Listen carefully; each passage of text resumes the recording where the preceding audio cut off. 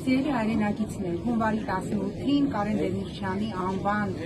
մարզահամերգային համալիրում Արցախի մշակութային պահպանության կենտրոն հասարակական կազմակերպությունը եւ Մունք տեխնոդպրոցը միասին կազմակերպում են բարեգործական ֆանտաստիկ համերգ։ Համերգին մասնակցելու են Արցախի տարբեր մշակութային կազմակերպություններ, համերգային